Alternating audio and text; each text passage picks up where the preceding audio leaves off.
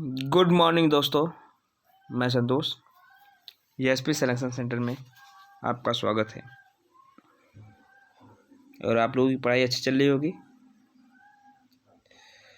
और मैं एडिटोरिया का जो पॉलिसी गवर्नमेंट ने लॉन्च किया है उसके बारे में हम लोग जान रहे हैं करंट अफेयर में। तो आज हम लोग पॉलिसी के बारे में देखते हैं कौन कौन क्या है, और वीडियो को ज़्यादा से ज़्यादा अपने दोस्तों को शेयर करें और सब्सक्राइब करें, बेल आइकन को प्रेस कर नोटिफिकेशन प्राप्त करें। और आप लोग अच्छे से पढ़ाई कीजिए, क्योंकि एग्ज़ाम आप लोगों के कई एग्ज़ाम हैं। ठीक है, UP police, UP constable, UPSI, UP PCS, UP RO सब लगे हुए हैं। आप लोग बहुत काफ़ी मेहनत से पढ़ाई कर रहे होंगे। और आइए हम लोग समय न लेते हुए आगे बढ़ते हैं। आज का पहला पॉलिसी क्या है उसके बारे में हम लोग जानेंगे। देखते हैं पहला पॉलिसी।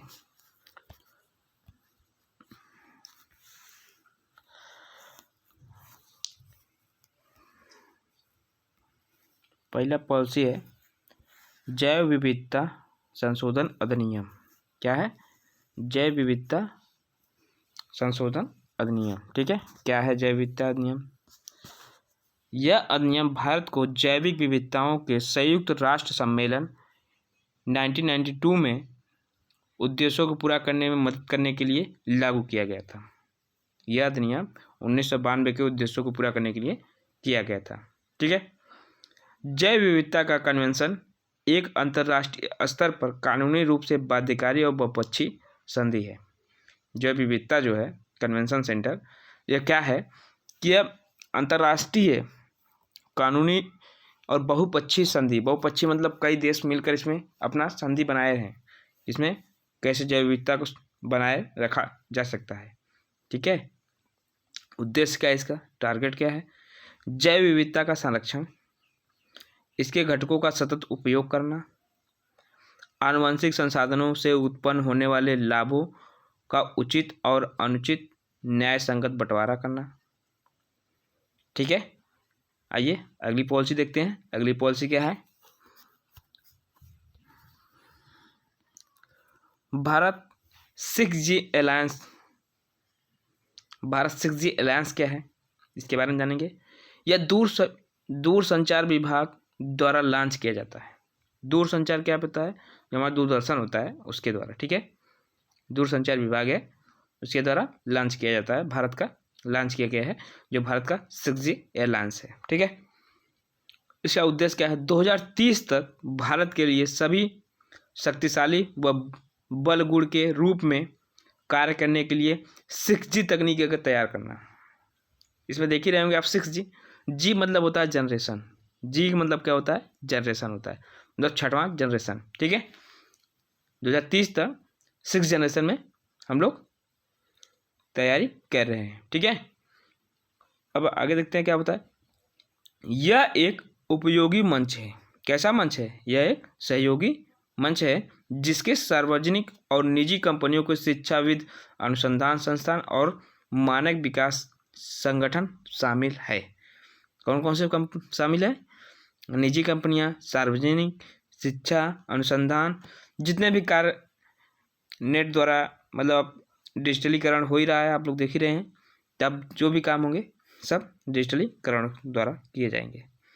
दूरसंचार प्रौद्योगिकी विकास नीति के तहत परियोजनाओं के लिए समझौता पर हस्ताक्षर किए हैं। ठीक है, जो परियोजनाएं निकाली गई हैं उस पर हस्ताक्षर किए हैं। कौन कौन किए? TTDF योजना, TTDF योजना यूनिवर्सिटी सर्विस एब्लिगेशन फंड द्वारा शुरू किया गया है। ठीक है, किसके द्वारा शुरू किया गया है? यूनिवर्सल सर्विस ऑब्लिगेशन द्वारा।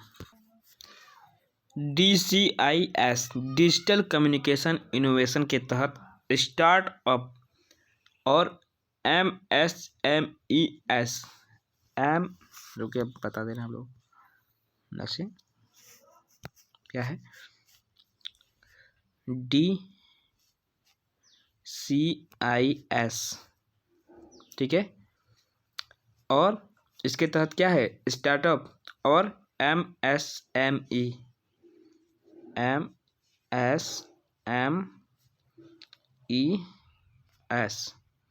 ठीक है, MSMES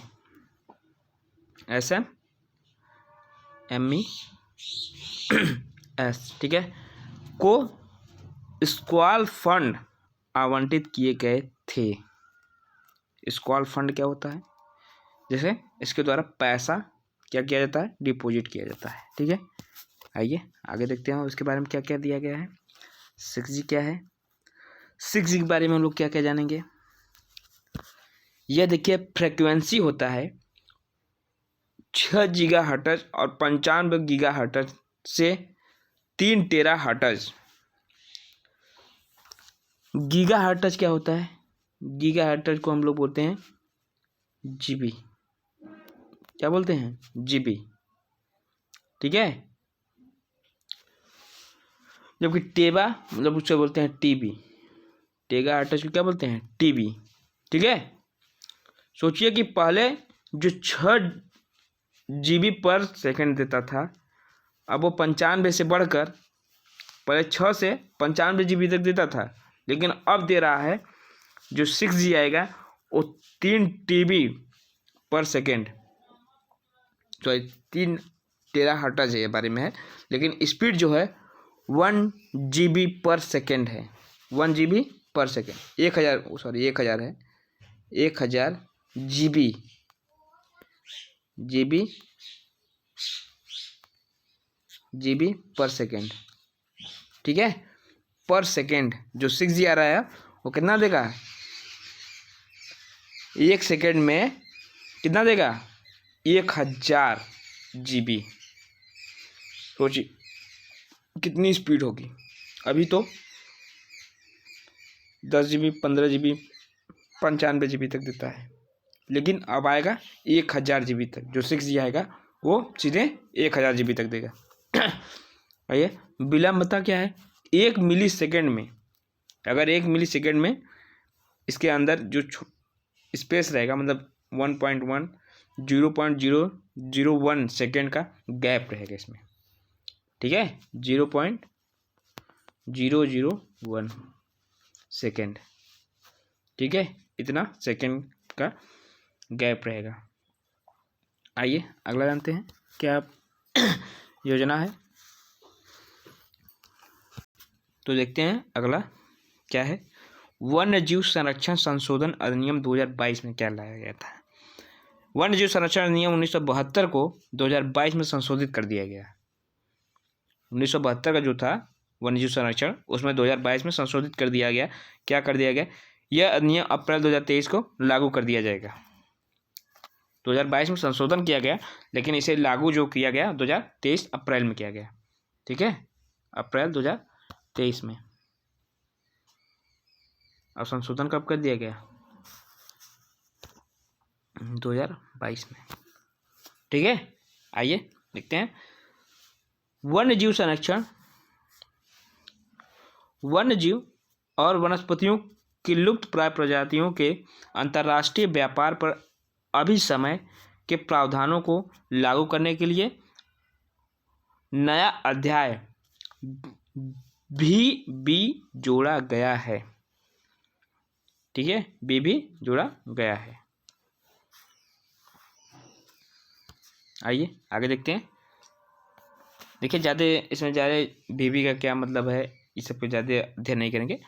यहाँ पे जो वातावरण के बारे में बताया गया है। ठीक है, वन्यजीव संरक्षण मतलब कहाँ कहाँ क्या कुछ रहना चाहिए, कैसे रहना चाहिए, जो विलुप्त हो रहे हैं क्या हो रहे हैं उसके बारे में ज़्यादा बस हमको संशोधन। यहाँ से मेन मुद्दा पूछेगा कि वन्यजीव संशोधन अधिनियम जो पारित हुआ है वन्यजीव संरक्षण अधिनियम 2022 जो पारित हुआ है किसके बेस पर और कब लागू किया गया है? तो 1972 के को हटाकर उसे 2023 में अब लागू कर दिया गया 2022 के संशोधन द्वारा। ठीक है,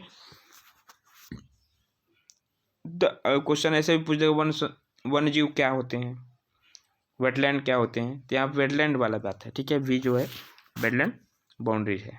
ठीक है,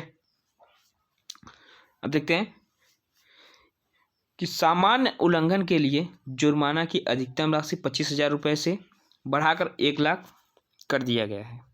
ठीक है, अगर इसका उल्लंघन करते हैं आप तो 25,000 पहले जुर्माना था, लेकिन अब कितना हो गया? 1 लाख। पहले 25,000 था, अब 1 लाख कर दिया गया है। विशेष रूप से संरक्षित जीवों के लिए न्यूनतम जुर्माना 10,000 रुपये से बढ़ाकर 25,000 कर दिया गया है। ठीक है, जो विशेष रूप से संरक्षित जीवों हैं उनमें 10,000 से बढ़ाकर क्या कर दिया गया? 25,000 रुपये कर दिया गया है। और देखते हैं कैप्टिव जीवों का और वन उत्पादकों को सौंपने के लिए नई धारा 42 जोड़ा गया है। सोचिए, यही क्वेश्चन ऐसे पूछेंगे कि जो वन्यजीव संरक्षण अधिनियम है कौन सी नई धारा जोड़ी गई है? 42A, 42B, 42C। तो आप लोग कौन बताएंगे? 42B। कौन सी धारा जोड़ी गई है? 42A। आइए आगे देखते हैं उसमें क्या क्या है। इसमें बताया गया है कि अनुसूची 1 में कठोर सुरक्षा, अनुसूची 2 में उच्च सुरक्षा, अनुसूची 3 में और 4 में लुप्त प्रजातियों के लिए नहीं है, जबकि अनुसूचित 5 में वे जानवर जिनका शिकार किया जा सकता है, जबकि अनुसूचित 6 में पौधों की खेती वर्जित है। यहाँ पे यह चीज़ बताया गया है कि सबसे ज़्यादा कठोरता जो रहेगी वो अनुसूचित 1 में, क्योंकि यहाँ पे यह इस जीव की बातें किया जाएगा कि जो सबसे ज़्यादा क्या हो रहे हैं? लुप्त हो रहे हैं। सबसे ज़्यादा लुप्त हो गए हैं, 1-2 कहीं दिख रहे हैं, उनको सूची 1 में रखा जाता है। जब उसमें कोई 2, 4, 10 तो 15 तो दिखाई देते हैं तो यह सूची 2 में रखा जाएगा। ठीक है, और उससे भी अधिक दिख रहे हैं 100, 200, मतलब ऐसे भी नहीं, जैसे हम एक आंकड़ा दे रहे हैं तो अगर 100, 200, 400 रुपये दिख रहे हैं तो ये सूची 3 और 4 में दिखाई देंगे, जबकि ये लुप्त नहीं हो रहे हैं, अभी हैं, मौजूद हैं। जबकि 2 और 1 में जो जानवर या आते हैं पशु पक्षी वो क्या होते हैं? लुप्त के कगार पे हैं। जो 1 पर हैं वो मतलब निश्चित रूप से क्या है? एकदम रेड जोन में है, एकदम रेड जोन में। रेड सेकंड भी रेड जोन में होता है, लेकिन यहाँ पे सेकंड कुछ रेड जोन में है, येलो जोन में रख सकते हैं, येलो जोन में, जबकि तीसरा है। ठीक है, तो सबसे मेन जो है वो 1 है। इसमें कोई भी प्रावधान सीधे आप लोगों को बहुत ज़्यादा नुकसान पहुंचा सकता है, हर्जाना देना पड़ सकता है। लेकिन 3 और 4 में क्या हो सकता है? इसमें आप लोगों को परहेज करना होगा, कुछ नॉर्मली जुर्माना लग सकता है, जैसे कि 10,000 पहले था, 25,000 लग सकता है। ठीक है, जबकि 5वीं अनुसूची है, इसमें शिकार किया जा सकता है, जो जानवर हैं उनका शिकार कर सकते हैं, कोई दिक्कत नहीं है आप लोगों को। जबकि जो 6वां है उसमें खेती के बारे में बताया गया है। ठीक है, जो अनुसूची 6वीं है उनमें खेती और पौधों के बारे में बताया गया है, आप खेती कर सकते हैं उस क्षेत्र में। ठीक है, और 5वीं, तीसरी, चौथी में इसमें खेती आप नहीं कर सकते, वो वन्यजीव के लिए है। ठीक है, आइए आगे देखते हैं।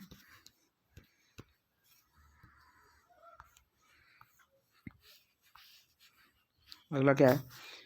एक WHO महामारी संधि है। WHO क्या होता है? World health organisation. क्या है? वर्ल्ड हेल्थ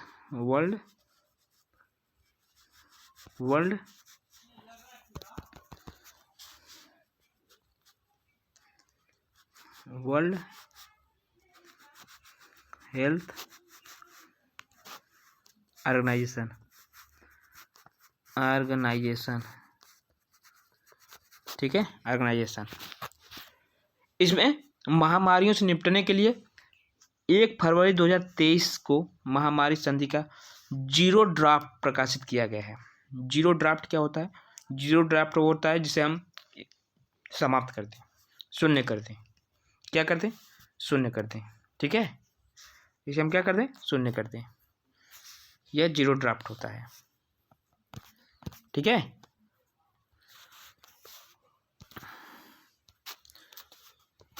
आइए और देखते हैं। इसका उद्देश्य महामारी से निपटने के लिए जल्दी सामग्रियों की आपूर्ति को सुरक्षित करना है। जो सामग्री है, जैसे महामारी फैल गई तो जो जरूरी सामग्री है उसे समय समय पर पूर्ति या मतलब सुनिश्चित करना, कि मतलब उसके आवश्यकताओं को पूर्ति करना इनका लक्ष्य है। ठीक है, WHO द्वारा उनका पूर्ण किया जाएगा। तो आइए आगे देखते हैं। वर्ष 2022 में अगला देखते हैं योजना क्या है। रिपोर्ट एक जारी किया है।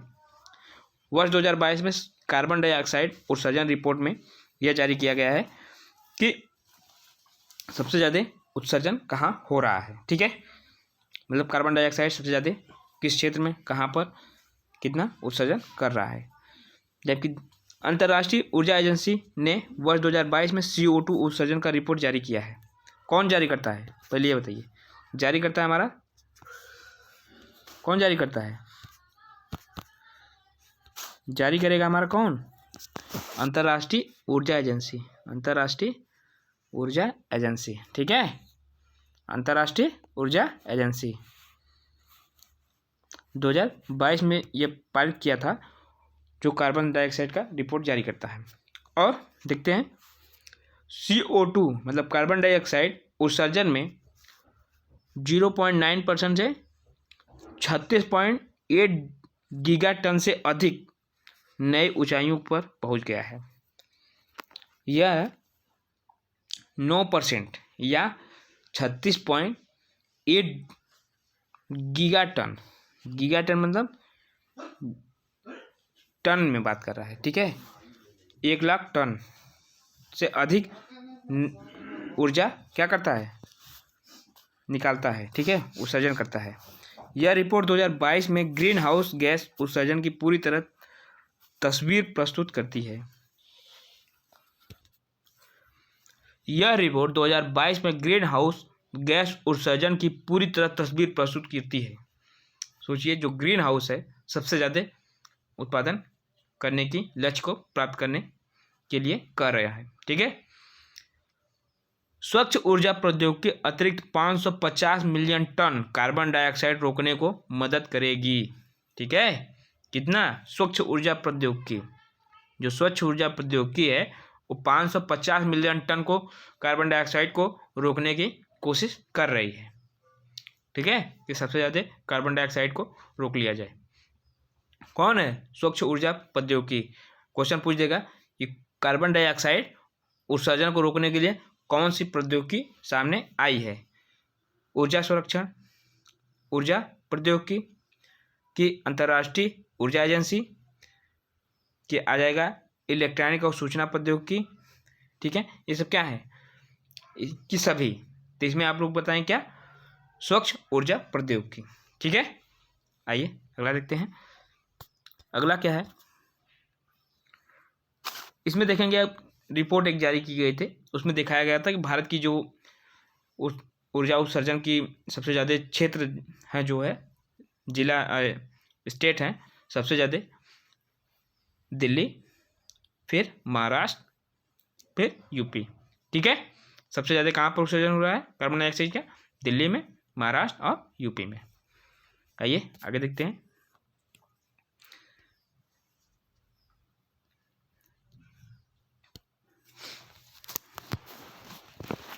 बैठे नहीं बना यार, एक टेबल ले पड़ी हमके लगता नहीं यार, टेबल ले पड़ी। अरे सूद कम सूद जाई लगता है।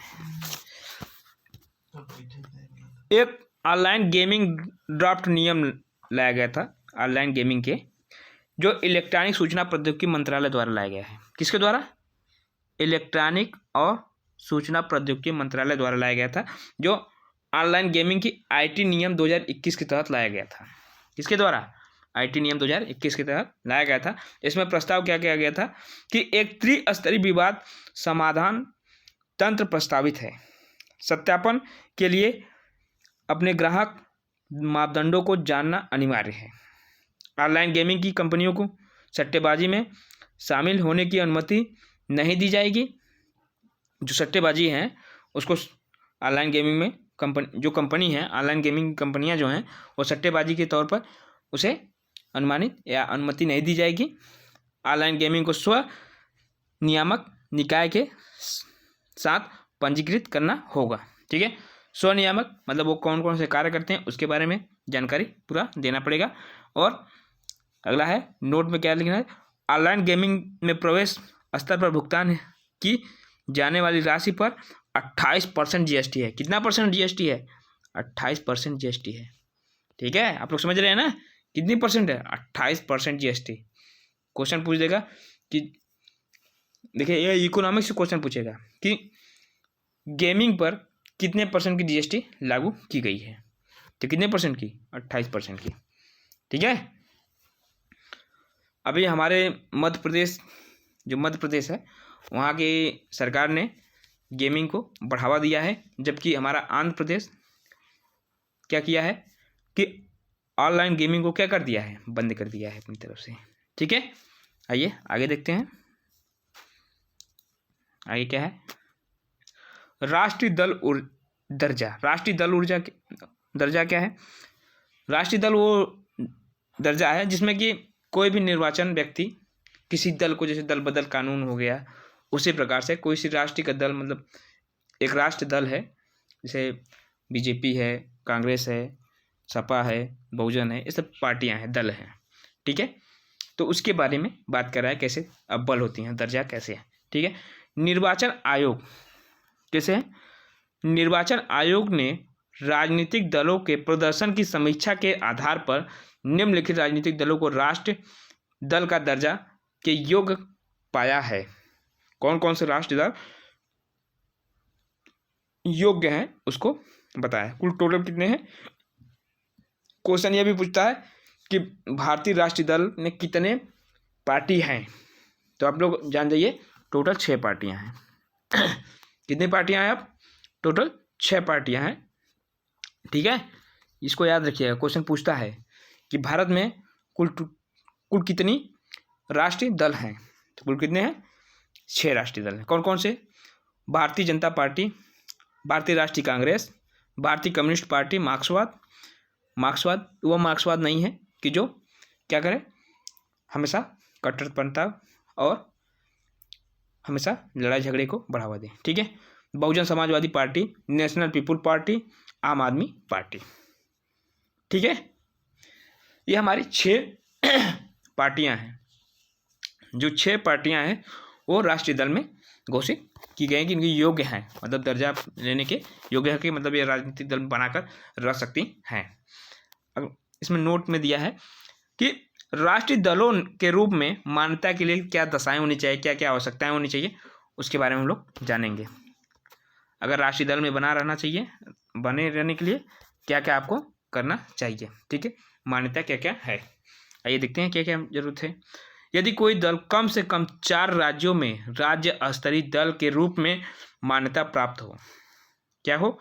कोई भी दल, जैसे बहुजन हो, राष्ट्रीय कांग्रेस हो, समाजवादी पार्टी हो, नेशनल, आम आदमी, बहुजन, जितने 6 पार्टियां हैं, किसी न किसी राज्य में, ठीक है, वो कम से कम 4 राज्यों में अपना स्तरीय दल बनाए रखना पड़ेगा।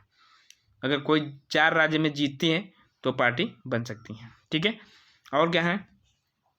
यदि उसे लोकसभा चुनाव में 2% सीटें प्राप्त हो तो यह सदस्य के 3 विभिन्न राज्यों से चुनकर जाते हैं। ठीक है, जो लोकसभा चुनाव होता है उसमें 550 लोगों में से 2% का मतलब कितना हो गया? कम से कम कितने हो जाएंगे? बताइए कितने हो जाएंगे? 15 व्यक्ति। कितने? 15 व्यक्ति कम से कम चुने होना चाहिए। और यह 3 विभिन्न राज्यों से चुने जाते हैं। ठीक है, यह जरूरी नहीं कि एक ही राज्य से सभी 15 चुनकर चले जाए, यह गलत है। 3 राज्यों से चुनकर 15 आए, ठीक है, तब यह मान्यता प्राप्त होगी। अगला देखते हैं। यदि वह लोकसभा या विधानसभा के आम चुनाव में 4 अथवा 4 से अधिक राज्यों में वैध मतों का 6% मत प्राप्त करता है तो इसके साथ वह किसी राज्य या राज्यों की लोकसभा के में 4 सीटें प्राप्त करता है। कह रहा है इसमें जो लोकसभा चुनाव होता है, विधानसभा चुनाव होता है, इसमें कम से कम 6% 4 राज्यों में चाहिए। 6% सभी राज्यों में उनका क्या चाहिए, प्रतिनिधित्व चुनकर आना चाहिए। ठीक है, जो वैध मत है उनका 6% प्राप्त करना ही करना है, अन्यथा उनकी मान्यता रद्द कर दी जाएगी। अगर 6% कोई भी सदस्य 6% से नीचे मत पाता है तो उसकी सदस्यता क्या रद्द कर दिया जाएगा। ठीक है, आइए अब आगे देखते हैं अगला क्या है हमारा। अगला क्या है नोटिस,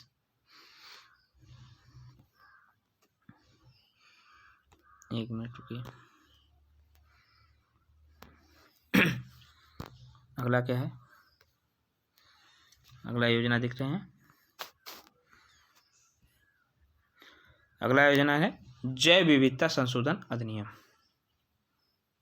अभी हमने इसी को पढ़ा था, तो हम थोड़ा आगे देखते हैं।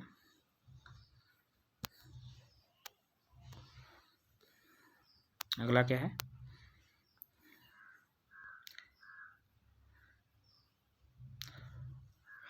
सिनेमेटोग्राफ क्या है, विधेयक अधिनियम क्या है, इसके बारे में हम लोग जानेंगे। सिनेमेटोग्राफ क्या है, यह 1952 में संशोधन करता है। जो 1952 में इस नियम को लाया गया था, इसे संशोधित करता है। यह विधेयक प्रदर्शन के लिए फिल्मों को प्रमाणित करने के लिए फिल्म प्रमाण पत्र बोर्ड का गठन करता है। किसका गठन करता है, फिल्म प्रमाण बोर्ड का। ठीक है, और टेलीविज़न अन्य मीडिया के तहत अलग अलग प्रमाण पत्र दिए जाते हैं। टेलीविज़न, ठीक है, और अन्य मीडिया को अलग अलग प्रमाण पत्र दिए जाते हैं, जबकि अनाधिकृत रिकॉर्डिंग और प्रदर्शनी दंडनीय होगा। अनाधिकृत रिकॉर्डिंग और प्रदर्शनी दंडनीय होगा। मतलब यहाँ पे कह रहा है कि यार कोई भी रिकॉर्डिंग अनावश्यक या कोई ज़रूरत से अधिक कर रहा है तो दंडनीय होगा। फिल्म उद्योग को और बढ़ावा देने के लिए पायरेसी की समस्या से निपटने के लिए संसद में सिनेमेटोग्राफ बिल 2023 पारित किया गया है। ठीक है, प्रत्येक 10 वर्ष में फिल्म का नवीनीकरण करने की आवश्यकता समाप्त कर दी गई है। इसमें बताया गया कि जो पहले 10 वर्ष के लिए नवीनीकरण की आवश्यकता होती थी, इसमें अब इसको क्या कर दिया गया, समाप्त कर दिया। आप चाहे 10 साल का फिल्म बना हो, चाहे 50 साल का बनाए, इससे कोई मतलब नहीं है।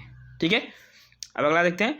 फिल्मों को उम्र के आधार पर प्रमाणित करने का प्रावधान किया गया है। फिल्मों को उम्र के आधार पर प्रमाणित करने का प्रावधान किया गया है। आइए आगे देखते हैं अगला क्या है।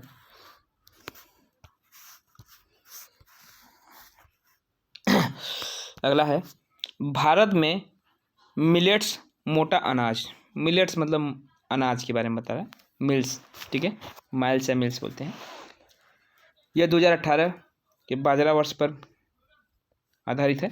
यह बाजरा अनुसंधान हैदराबाद नोडल एजेंसी है। यहाँ पे देखिए बाजरा अनुसंधान, क्वेश्चन पूछेगा कि बाजरा अनुसंधान संस्थान है कहाँ। ठीक है, कहाँ है, हैदराबाद में। कहाँ पर है, हैदराबाद में। बस आप लोगों से यहाँ से कोई क्वेश्चन नहीं पूछेगा, बस ये पूछेगा कि बाजरा अनुसंधान, मिलान करने के लिए दे देगा कि बाजरा अनुसंधान है कहाँ। ये कहाँ है, हैदराबाद में, हैदराबाद आंध्र प्रदेश। ठीक है, भारत के उपरोक्त 2023 में अंतर्राष्ट्रीय बाजरा वर्ष के रूप में चुना गया है। ठीक है, उत्पादन के अग्रणी राज्य ये कहाँ कहाँ सबसे ज़्यादा बाजरा उत्पादन है, पहला राजस्थान, कर्नाटक और महाराष्ट्र में। ठीक है, ये 2 चीज़ आप लोगों को जानना है और इसके ज़्यादा जानकारी नहीं लेना है, मैं आप लोगों को बता दे रहा हूँ। बाकी यह महर्षि बाजरा और अन्य प्राचीन अनाज अंतर्राष्ट्रीय अनुसंधान पहल द्वारा किया जाता है। बाजार पर अनुसंधान और जागरूकता पर केंद्रित है। बाजरे की मुख्य धारा से लाने के लिए प्रतिपादित 7 सूत्र हैं। इसको नहीं जानने की कोई ज़रूरत है, कौन कौन से, अगर बाजरा को बढ़ाने के लिए क्या क्या इसमें उर्वरक, उसके लिए जो बीज है उसका क्या संशोधन करना चाहिए, इसके बारे में सब कुछ बताया गया है। राष्ट्रीय खाद्य सुरक्षा मिशन के अंतर्गत बाजरा पर उप मिशन क्या है उसके बारे में सब कुछ बताया गया है। तो आप लोगों को मेन चीज़ है कि बाजरा का अनुसंधान संस्थान कहाँ है, हैदराबाद में, और कहाँ कहाँ सबसे ज़्यादा अग्रणी राज्य कौन कौन सा है भारत का, तो राजस्थान, कर्नाटक, महाराष्ट्र। ठीक है, आइए अगला देखते हैं। अगला क्वेश्चन क्या है, ट्रिपल थ्रेड्स रिपोर्ट क्या है। यह यूनिसेफ द्वारा जारी किया जाता है। यह यूनिसेफ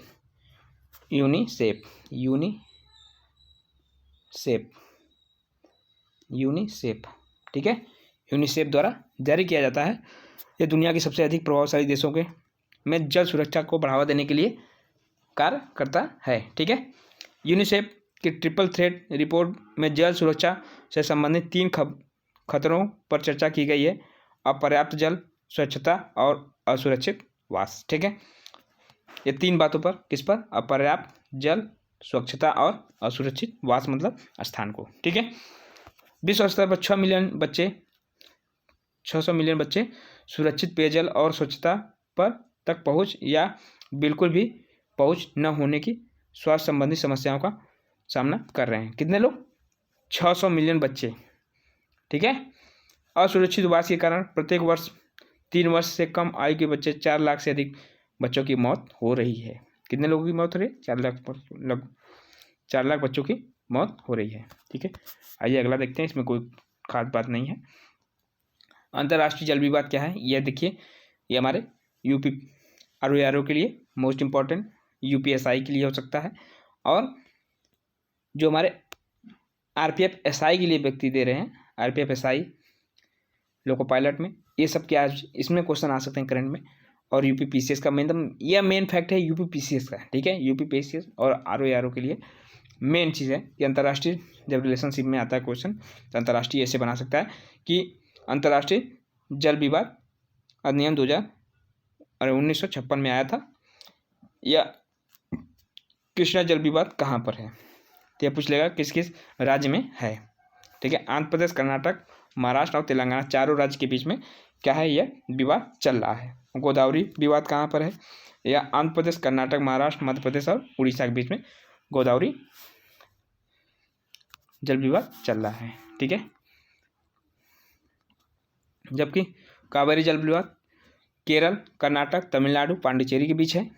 महानदी जल विवाद उड़ीसा और छत्तीसगढ़ में है। ठीक है, नदी बोर्ड अधिनियम 1956 में भारतीय राष्ट्रीय अंतर्राष्ट्रीय नदियों और नदी घाटियों के लिए बोर्ड स्थापित करने का अधिकार दिया था। भारत सरकार ने अंतर्राष्ट्रीय नदियों और छोटी नदियों को बोर्ड स्थापित करने का अधिकार दिया था। प्रविष्ट 17 राज्य सूची और प्रविष्ट 56 संघ सूची में जल संसाधनों पर विधायी प्राधिकरण को परिभाषित करता है। ठीक है, आइए आगे देखते हैं। अंतर्राष्ट्रीय नदी जल विवाद संशोधन अधिनियम में एकल स्थायी न्यायाधिकरण स्थापित करने की प्रस्ताव किया गया है। अनुच्छेद 362 में ऐसे किसी विवाद के संबंध में न तो सर्वोच्च न्यायालय और न ही किसी अन्य न्यायालय को अधिकार क्षेत्र प्रयोग करना है। ठीक है, विवाद के संबंध में सर्वोच्च न्यायालय और न ही किसी अन्य न्यायालय को अधिकार क्षेत्र का प्रयोग करना है।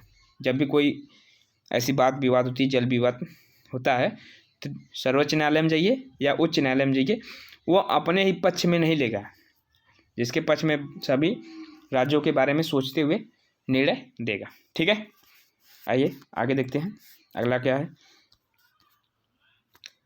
दिल्ली राष्ट्रीय राजधानी राज्य क्षेत्र शासन अध्यादेश जारी किया है। कौन सा क्या किया है, सर्वोच्च न्यायालय ने अपने फैसले में अनुच्छेद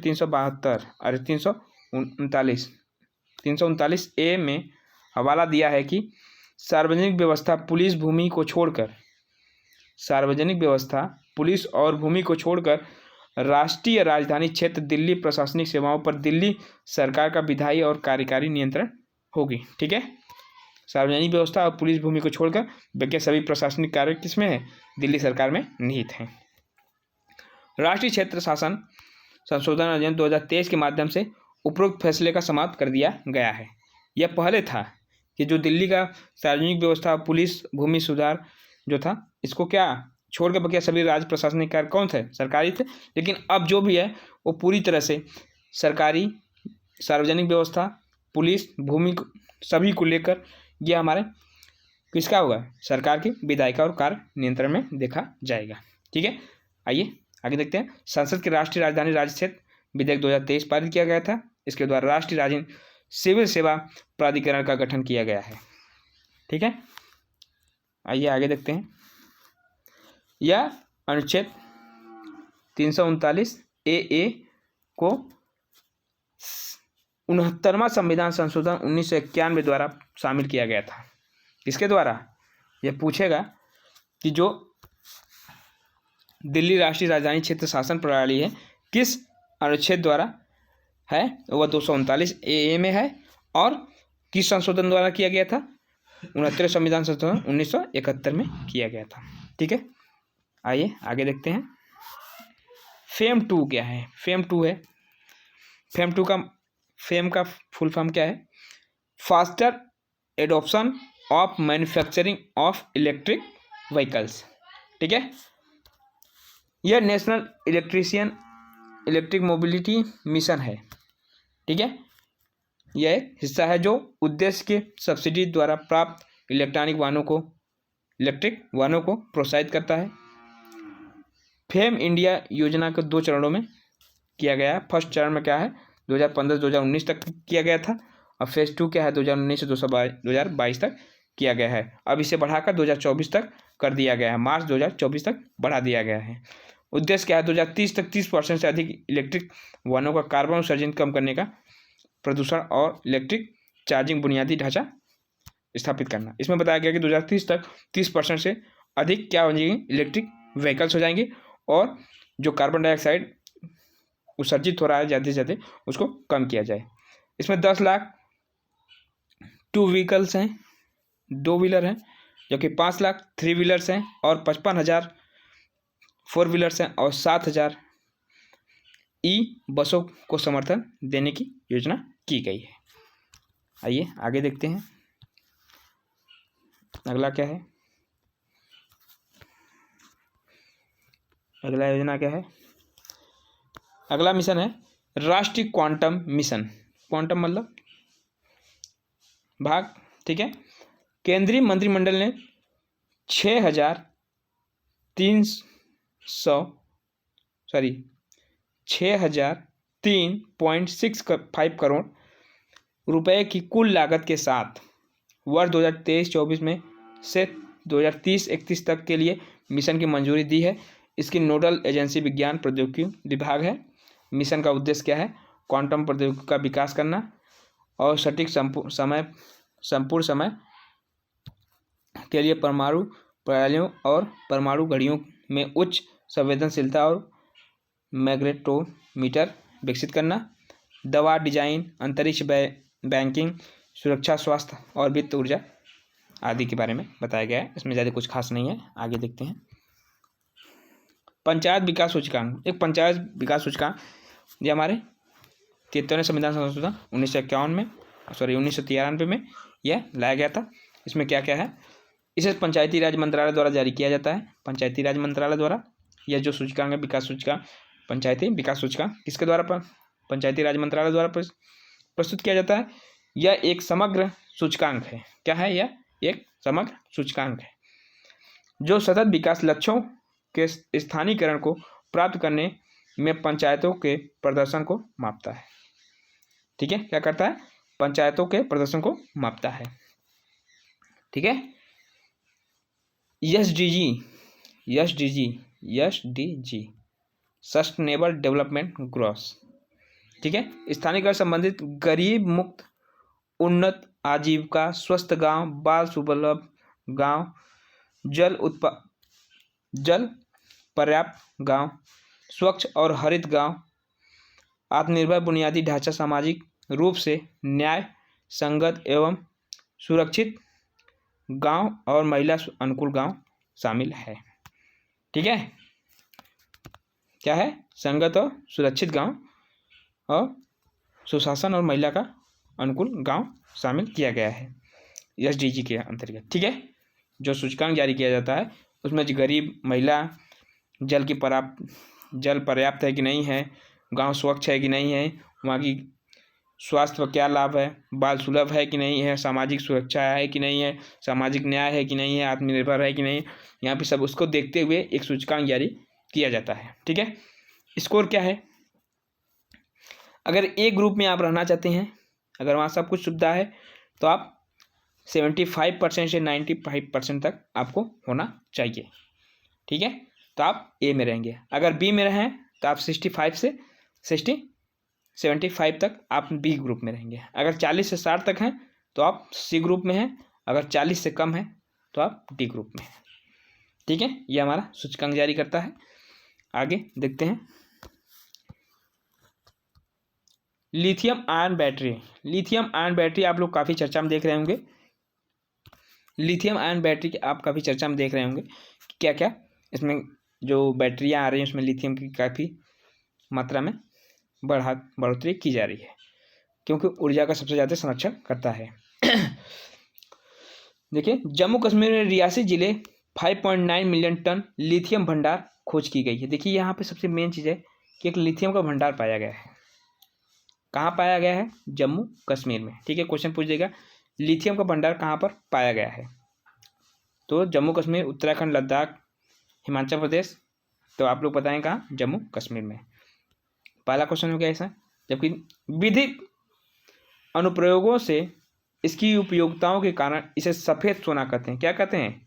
इसे सफ़ेद सोना भी कहते हैं। लिथियम आयन बैटरी पवन टरबाइन, सोलर पैनल, इलेक्ट्रिक वाहनों और सेल फोन में, कंप्यूटर इत्यादि में इसका क्या किया जाता है? उपयोग किया जाता है। ठीक है, लिथियम का प्रयोग कहाँ कहाँ किया जाता है? बैटरी बनाने में, टरबाइन, सोलर पैनल बनाने में और इलेक्ट्रिक वाहनों में, सेल फोन, मोबाइल जो होते हैं, कंप्यूटर, ये सब सभी में क्या पिया है? लिथियम की बैटरी यूज की जाती है, लिथियम का उपयोग किया जाता है। ठीक है, हाल ही में लिथियम आयन बैटरी के सह निर्माता और नोबेल पुरस्कार विजेता बैनिस्टर गुडिनफ को 100 वर्ष की आयु में निधन हो गया। अभी देखिए, नोबेल जो पुरस्कार दिया गया था किसमें? आयरन की खोज के लिए। कौन थे? बैनिस्टर गुडिनफ। कौन थे? बैनिस्टर गुडिनफ थे, जिनकी 100 वर्ष की आयु में निधन हो गया था। इसको भी याद रखिएगा कि जो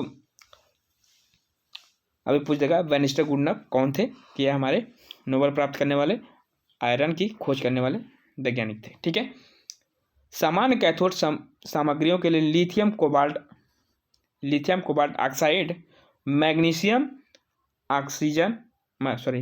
लिथियम मैग्नीज ऑक्साइड और लिथियम आयरन फास्फेट शामिल है। ठीक है, कैथोड सामग्री में lithium carbonate oxide, lithium manganese oxide, lithium iron phosphate शामिल है। ठीक है,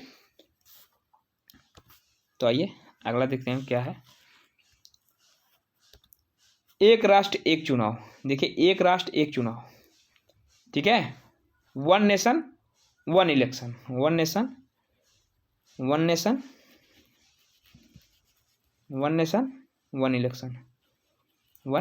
इलेक्शन। ठीक है, वन इलेक्शन क्या है? One nation one election. इसे ONE के नाम से भी जानते हैं, ONOE के नाम से जानते हैं।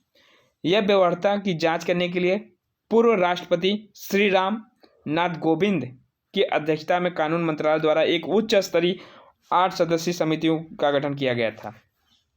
किसके द्वारा किया गया था? यह हमारे पूर्व राष्ट्रपति रामनाथ कोविंद के द्वारा किया गया था। अन्य सदस्य सुभाष कश्यप। कौन थे? सुभाष कश्यप, वकील हरीश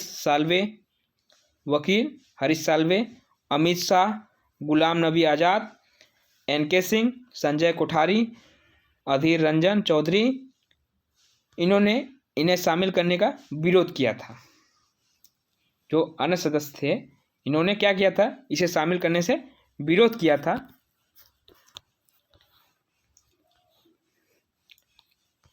और क्या है?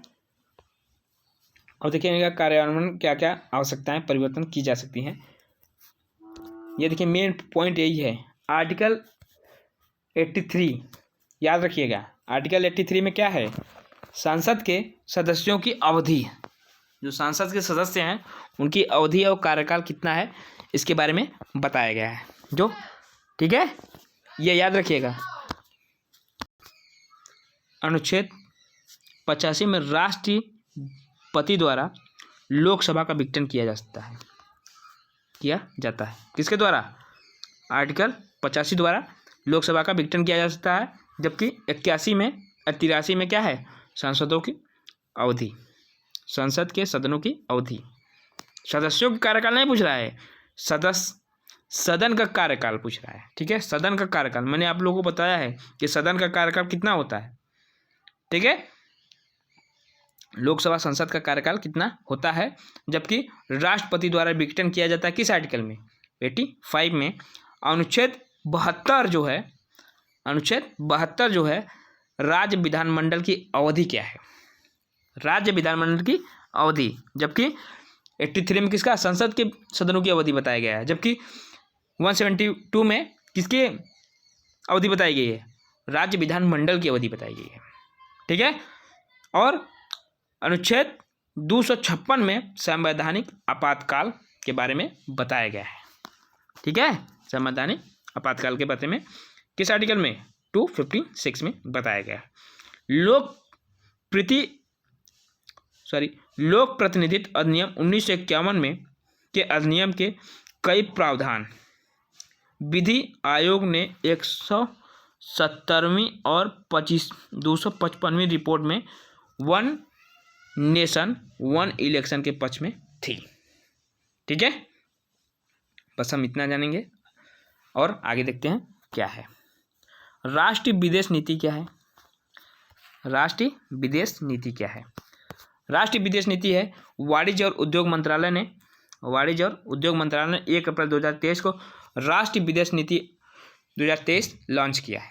किसके द्वारा लॉन्च किया जाता है? वाणिज्य और उद्योग मंत्रालय द्वारा पेश किया जाता है, ठीक है। उद्देश्य क्या है? 2030 तक वस्तुओं को सेवाओं और निर्यात के लिए $2 ट्रिलियन लक्ष्य रखा गया है। 4 स्तंभों पर आधारित है। कितने स्तंभों पर? 4 स्तंभों पर। कौन कौन से स्तंभ है? छूट के लिए प्रोत्साहन, सहयोग के माध्यम से निर्यात को बढ़ावा देना और व्यापार करने में आसानी, उभरते क्षेत्रों पर ध्यान केंद्रित करना। ये हमारे 4 स्तंभ हो गए, ठीक है। किस पर? छूट पर, सहयोग पर, व्यापार पर और उभरते हुए क्षेत्र पर केंद्रीकृत करना, ठीक है। इन 4 स्तंभ बनाए गए हैं, इन पर सभी कार्य किए जाएंगे। और इसमें और विशेष कुछ चीज़ जान लेते हैं। विशेष एक मुफ्त माफ़ी योजना का शुभारंभ किया गया। मुफ्त माफ़ी मतलब कोई अलग से कोई गलत काम कर देता है तो उसके लिए एक माफ़ीनामा भी योजना बनाई गई। इसमें ई कॉमर्स निर्यात की सुविधा प्रदान करेगा। इसमें ई कॉमर्स जो है उसको प्रदान करेगा। जिलों में निर्यात को बढ़ावा देगा, जिला जो है उनको बढ़ावा देगा। निर्यात फार्म को स्टार स्टेट से सम्मानित किया जाएगा। किससे? स्टार स्टेट से सम्मानित किया जाएगा। किसे? जो स्टेट या जो जिला सबसे ज़्यादा निर्यात कर रहा है उसे स्टेट ऑफ ईयर से क्या किया जाएगा?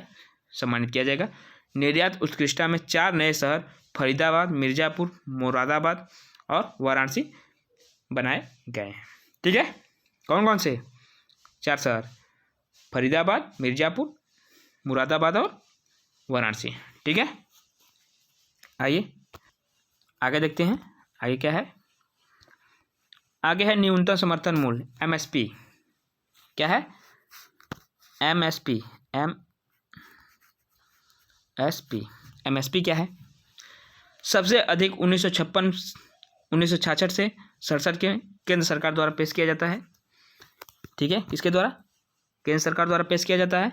बुआई की शुरुआत में कृषि लागत मूल्य आयोग की सिफारिश पर आर्थिक न्याय मामलों की केंद्रीय समिति द्वारा MSP का वाणिज्यीकरण किया गया है। 22 अनिवार्य फसलों के लिए MSP और गन्ने के लिए उचित मूल्य घोषित करता है। कितने फसलों पर MSP जारी किया जाता है? 22 फसलों पर, ठीक है। कितने पर? 22 फसलों पर क्या MSP जारी किया जाता है, ठीक है। और गन्ने को लेकर घोषित किया गया है। धान पर उनका मूल्य क्या है? इस समय आप लोग जाने 21 रुपया जो सरकारी मूल्य है प्रति कुंटल के बारे में बताएगा। 2183 रुपये प्रति कुंटल के हिसाब से धान की खरीदारी की जाएगी। ठीक है। कपास 6620 रुपये किलो और क्विंटल के हिसाब से, और मक्का जो है 2090 मतलब टोटल लगभग 2100 रुपये मक्का की खरीद की जाएगी क्विंटल के हिसाब से। गेहूँ 2275 रुपये प्रति क्विंटल के हिसाब से खरीदी जाएगी। ठीक है। ये सरकारी मूल्य रेट है, आप लोगों को कभी मिलान करने के लिए दे देगा कि धान का कितने रुपए प्रति कुंटल बिक रहा है, तो वो 21 रुपये 81 83 रुपये मतलब 81 से 83 रुपये जो है वो धान के क्रय मूल्य है। ठीक है, सरकारी रेट है।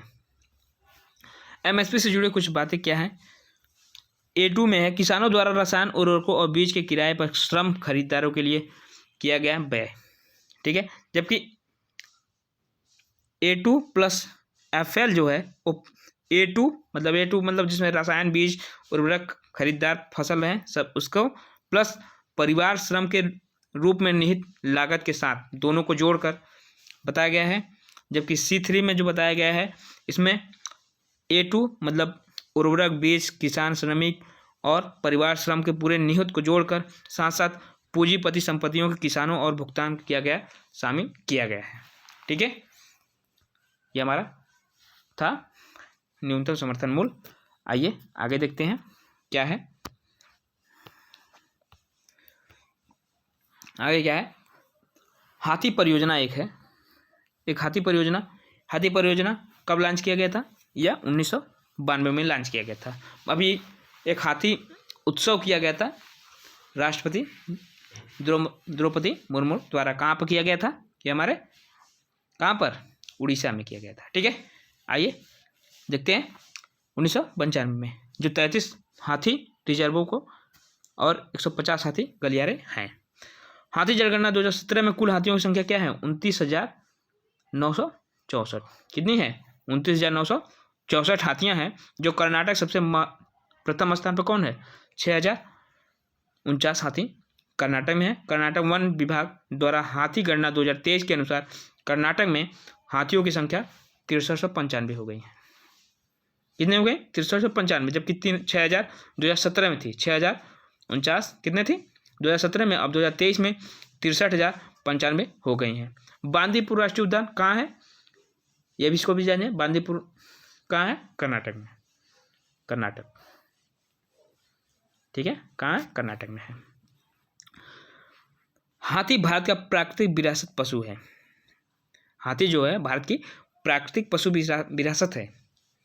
ये सब समझिए कि प्राकृतिक पशु विरासत पशु है। ठीक है, हाथी परियोजना का लक्ष्य क्या है, हाथियों उनके आवासों और प्रवास मार्गों की सुरक्षा करना, कैद में हाथी का कल्याण करना, पशु मानव संघर्ष की समस्याओं पर समाधान करना।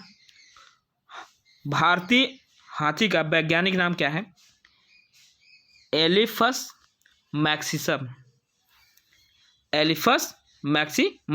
ठीक है, एलिफस मैक्सिमस है इसका भारतीय हाथी का वैज्ञानिक नाम। IUCN की लाल सूची संकटग्रस्त है। IUCN एक साइट है। ठीक है, IUCN एक साइट है। ठीक है, जो लाल सूची में संगठित और कई सूचियां बनाया है, लाल पीली नीली हरा। ठीक है, तो उनको बताया गया है जो कि साइट परिशिष्ट 2 में है। वन्य जीव संरक्षण 1972 में अनुसूचित 1 में रखा गया है। आइए आयुष्मान कार्ड के बारे में जानते हैं। आयुष्मान भारत योजना क्या है, इसे प्रधानमंत्री जन आरोग्य योजना के रूप में जाना जाता है। किसके, प्रधानमंत्री जन आरोग्य योजना के रूप में जाना जाता है। और यह 23 सितंबर 2018 को लॉन्च किया गया था। कब लॉन्च किया गया था, 23 सितंबर 2018 में लॉन्च किया गया था। विशेषताएं क्या है, प्रति परिवार कवरेज 5 लाख दिया जाएगा, 5 लाख इसके अंदर दिया जाएगा। ठीक है, और अस्पताल में भर्ती होने पर एक्सप्रेस कवरेज 3 दिन तक, अस्पताल के भर्ती होने के बाद के खर्च का कवरेज 15 दिनों तक, कुल परिवार 10 करोड़ रुपए है। सॉरी, ये जो खर्च है वो 15 दिनों तक चलेगा। इनका जो 15 दिनों तक कवरेज खर्च रहेगा उनको देखा जाएगा 3 दिन से 15 दिन के अंदर तक, ठीक है। मतलब पहले दिन आप लोग प्रोसेस करेंगे, वहाँ से लेकर 15 दिन तक आप लोग का जो ट्रीटमेंट होगा पूरी देखे होगी। फिर देखते हैं कुल परिवार 10 करोड़ है, 10 करोड़ परिवार इसमें जुड़े हुए हैं। फंडिंग सामान्यतः राज्यों के लिए 60 और केंद्र से 40 के अनुपात में, पूर्वोत्तर राज्यों के लिए और हिमालय क्षेत्रों के लिए 90 और 40 कर दिया गया है, ठीक है। आइए देखते हैं उद्देश्य क्या है। लाभार्थियों के लिए निवारण, प्रोत्साहन, उपचारक स्वास्थ्य हस्तक्षेप को बढ़ावा देने के लिए स्वास्थ्य देखभाल की गुणवत्ता और दक्षता बनाएंगे और सार्वभौमिक स्वास्थ्य देखभाल प्राप्त करने के लिए किया गया है। आइए एम एस स्वामीनाथन कौन है? ये हमारे क्या थे? हरित क्रांति के जनक थे। इनके बारे में जानते हैं। इनका जन्म 7 अगस्त 1925 को हुआ था और 28 सितंबर 2023 को निधन हो गया, ठीक है। सोचिए 1925 में इनका जन्म हुआ था और 2023 में मृत्यु हुई है। सोचिए कितने साल जिए, मतलब टोटल 98 साल जिए थे। कितने साल? 98 साल, ठीक है। कितने साल जी गए? 98 साल जी गए थे। ये हरित क्रांति के जनक के रूप में जाना जाते हैं। संबंधित तथ्य क्या क्या हैं इसके बारे में थोड़ा जान लेते हैं। 1961 से 1972 तक भारतीय राष्ट्रीय कांग्रेस के भारतीय कृषि अनुसंधान संस्थान के निदेशक बने थे और 72 से 79 तक भारतीय कृषि अनुसंधान परिषद के महानिदेशक थे, जबकि 79 से 80 तक कृषि मंत्रालय के प्रधान सचिव बने। फिर 1982 में राष्ट्रीय चावल अनुसंधान महानिदेशक के रूप में नियुक्ति की गई और 2004 में किसान आयोग के अध्यक्ष बने और 2007 से 2013 तक राज्य के संसद सदस्यों के रूप में कार्यरत थे। अंतर्राष्ट्रीय स्तर पर उनका सम्मान क्या था, क्या क्या सम्मान मिला था, उनको देखते हैं। इनको 1971 में रैमन मैग्सेसे पुरस्कार दिया गया था और 1986 में अल्बर्ट आइंस्टीन विश्व विज्ञान पुरस्कार दिया गया था। 1986 में, जबकि 1971 में रैमन मैग्सेसे पुरस्कार दिया गया था, ठीक है। और 1987 में विश्व खाद्य पुरस्कार से भी विजेता चुने गए थे और 1994 में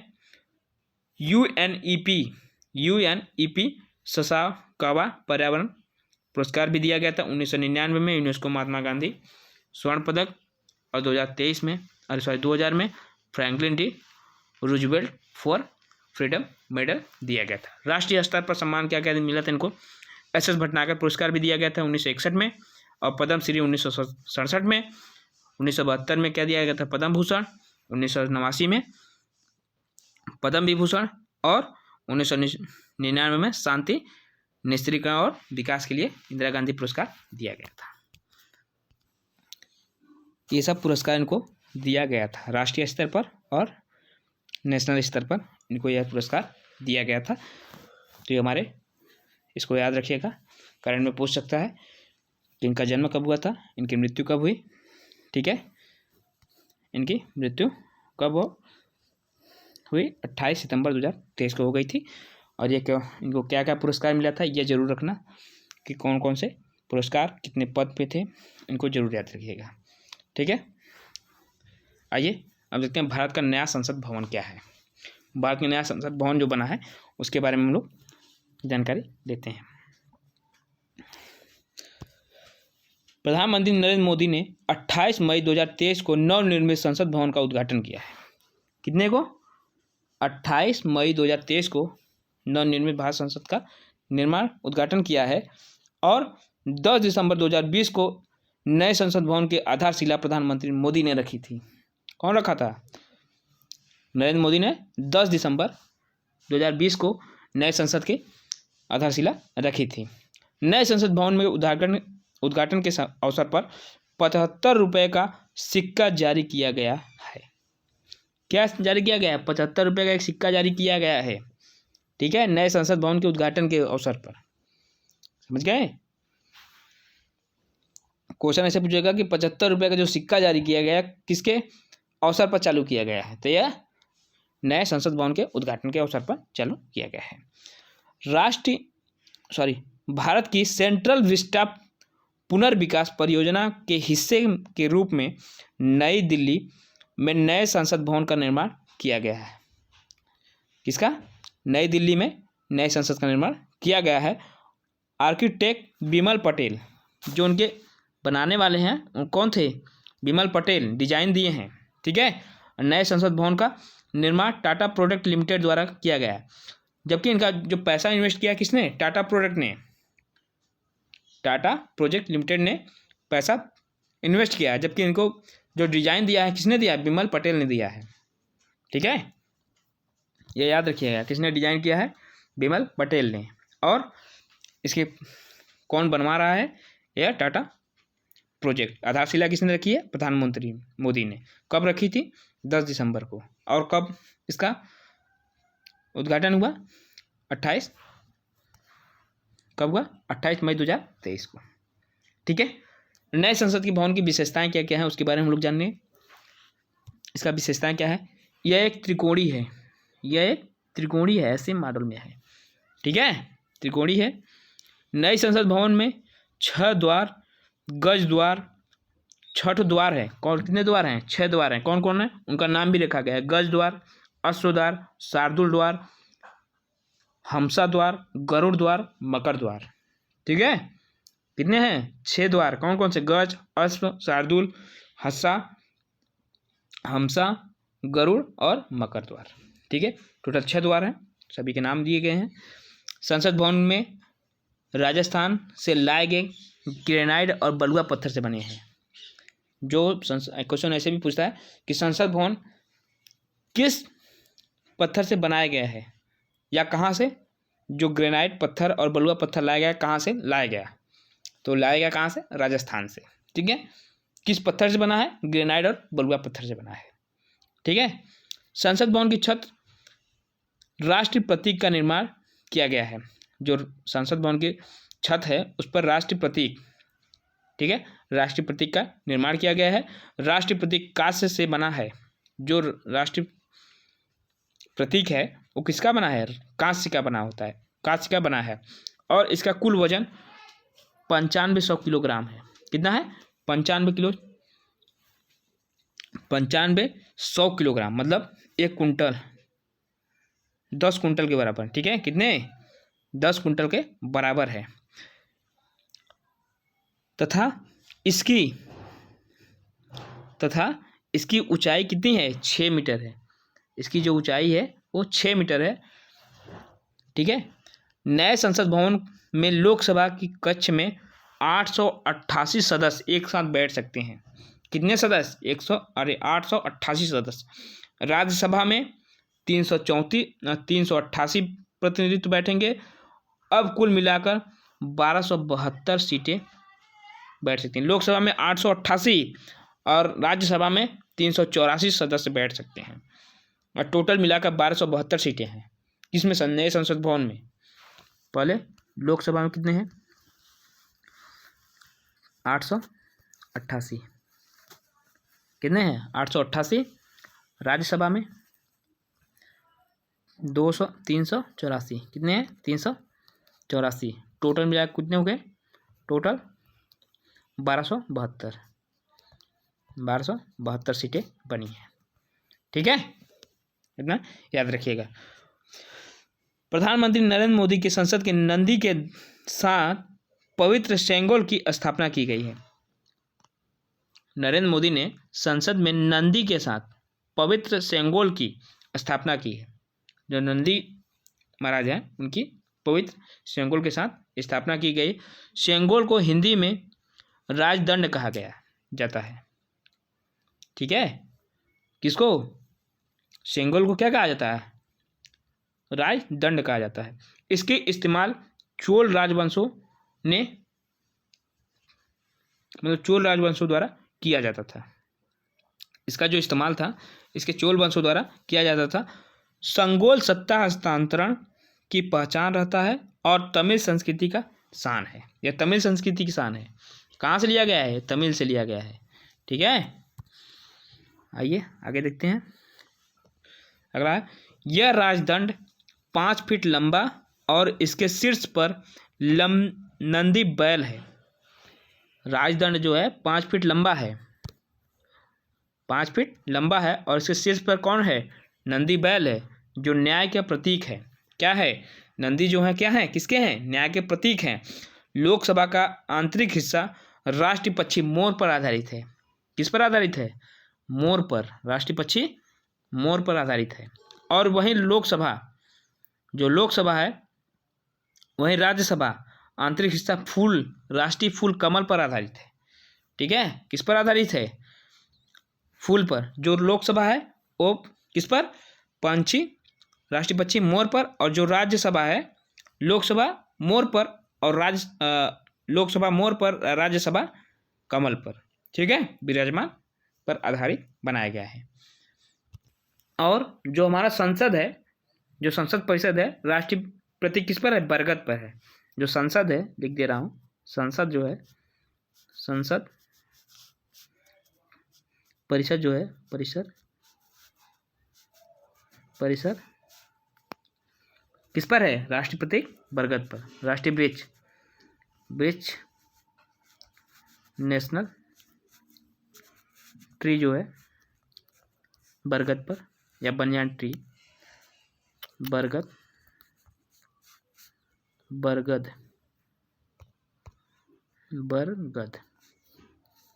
ठीक है, बरगद पर आधारित है। ठीक है, जो संसद परिषद है वो बरगद पर, राज्यसभा जो है कमल पर, और लोकसभा जो है राष्ट्रीय पक्षी पर आधारित है। तो आज के लिए बस इतना ही, और मैं आप लोगों को अच्छे अच्छे टॉपिक करा दूंगा, जिससे आप लोगों का, इससे मैक्सिमम आप लोगों को 25 क्वेश्चन यूपीपीसीएस से बाहर नहीं जाएंगे। 20 से 25 क्वेश्चन आते हैं, कम से कम 20 क्वेश्चन इससे मिलेंगे ही मिलेंगे। आपसे कोई भी बाहर नहीं जाएगा, मेरी गारंटी है। ठीक है, और मैं आशा करता हूँ कि आप लोग बढ़िया से पढ़ रहे हैं, पढ़िए, और कोई भी एग्ज़ाम आइए, कोई भी एग्ज़ाम दीजिए, उसे हम दबा कर पेपर दीजिए, कोई दिक्कत नहीं है। करंट अफेयर और पॉलिटिक्स से क्वेश्चन नहीं छूटेंगे, जितना मैं पढ़ाया हूँ इससे क्वेश्चन बाहर नहीं जाएंगे, जितना मैं पढ़ा दिया हूँ।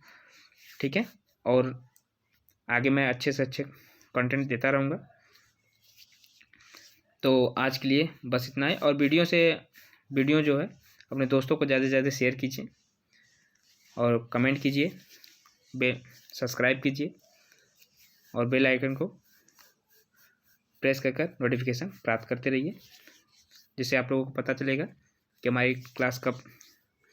अभी हमारा टाइम फिक्स नहीं हो गया है कि कब तक हम वीडियो डाल देंगे, मतलब वैसे भी बता देंगे कि हम, आप लोग नोटिफिकेशन, बेल आइकन को प्रेस कर नोटिफिकेशन प्राप्त कर सकते हैं। तो आप लोग, जब मैं डालूंगा वीडियो, आप लोगों का चला जाएगा नोटिस।